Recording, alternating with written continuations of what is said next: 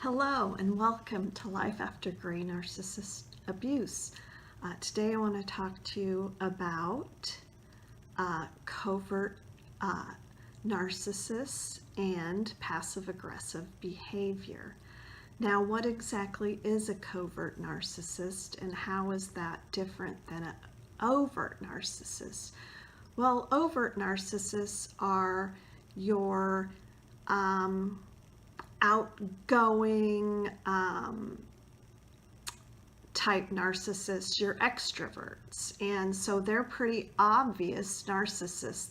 They're what you think of when you think of a narcissist, you know, the celebrity type person, the good-looking, gregarious. They're kind of obvious that they're narcissists. Well, covert, it's more like they're an undercover narcissist.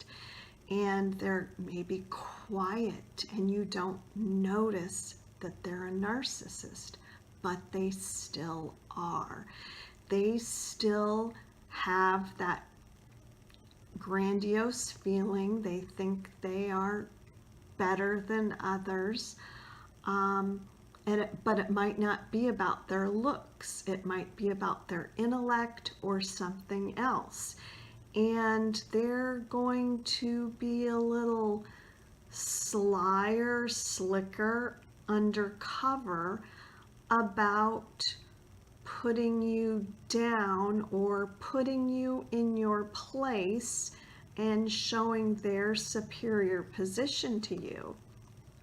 And so they are going to have some passive-aggressive ways of doing that. So one of the first ways they might do that is a way that I'm going to call forgetting. And you're going to think, forgetting? Well, everybody forgets. And yes, everybody does forget. All normal people forget. So that's why this is so insidious and a little kind of devious, because you let it slide or you don't realize what they're doing, you know. And this happened to me, and it happened over and over and over again, and I did not really realize what was going on at the time. I just knew I was very frustrated, and I never figured it out for like over 10 years. And it probably happened literally hundreds of times. And what this was we lived in a rural area, about 20 minutes from the grocery store. And at the time, there were about 6 kids in our home. And so I would be cooking dinner for 8 people. And my ex would come home from work, and it was about an hour commute for him.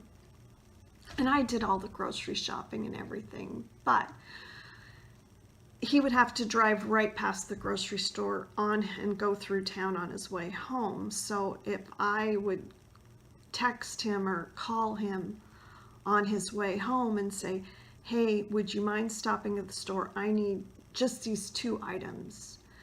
And he'd say, okay, no problem. Well, he also had a shopping addiction too, so it's kind of funny. He would come in the house with like 5 or 6 bags of groceries. That would be beside the point. But the point would be, I would ask for 2 items, and every single time one of the 2 items would be missing, and I would become so frustrated. Now, normal forgetting, you could say yes, once or twice you might forget it, but no, this happened every single time. So I became very, very frustrated. So finally I thought, okay, I'll text it to you, because, you know, I can't just tell you the 2 things because you're going to forget one. So I started texting it to him. That didn't matter. It didn't change it. He still forgot one of the 2 items every single time for like 10 years.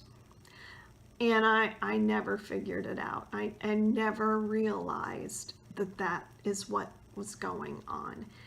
And it's just all a part of their disorder, which is that it's a way for them to show their aggression, and it's also a way for them to show you that they have control, because that's the thing. They want to control you. You are not allowed to be in control. So if he were to get the 2 items that I asked him to get, that would make me in control. So there was just no possible way he could get the 2 items. So that's the first way they can do it, is forgetting. The second way that I could call it is what I'd call the martyr, or changing plans. So it could be, this would be more after he quit working, or a weekend or whatever, and we would be driving around and we were going to do a bunch of activities. We were going to go to say A, B, or C. We were going to do several things. And I would look at him and I'd say, hey, you know, it might make more sense if instead of going to A, B, C, maybe we could reverse the order and go to B, C, and then A. Well, anytime I said that, he would get very bent out of shape. He did not like that one little bit if I suggested a change in the order of the way we did things. And he would let me know right away that this really, really, really displeased him.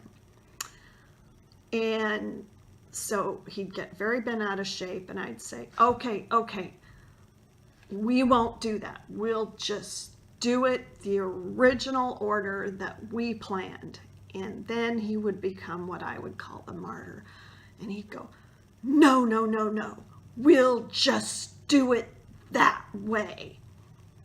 And so then we had to do it the way that I had changed it. So then he got to be a martyr, and he got to pout and be very unpleasant, and we got to have a miserable time. So that's just another passive-aggressive move that they make. If you try to take any kind of control or change anything on them, they show you your displeasure. And the next one I like to call it is where it's like, well, I'm going to be a nice guy and I'm going to let you pick what we do. But this one is a real trap, because the I'm going to let you pick what we do is I'm going to let you pick what we do, but whatever you pick is going to be wrong. And then I'm going to be mad and pout and sulk, and you won't be able to change it to the right answer because I'm going to be a martyr. So an example of this was we went on a cruise and we were in the Bahamas, and we got out there and we were at this resort, and it's like, he's like, okay, well, you pick where we sit, he told me. So I picked some lounge chairs at the beach. Well, he was not happy with that. And he let me know he would have rather I picked the pool. So I'm like, okay, well, then let's go sit at the pool, and said, nope, we were going to sit at the beach, and he was going to pout and throw a fit. So that is what happened. So because he just had to be a martyr, and he just had to ruin what was supposed to be a fun and nice time, because you can't just go someplace and have a fun, nice time. You have to ruin it and make it be bad. Other ones that I'm not going to give examples of, but are other ways that covert narcissists do passive-aggressive behavior are by chronic lateness and by procrastination. And another huge one that could be a video all on its own that they love to do when you displease them are silent treatments. Anyway, thank you again for stopping by for Life After Narcissistic Abuse. Please subscribe to my channel, and maybe leave a comment below of your experiences with passive-aggressive behavior and the narcissist. Thank you.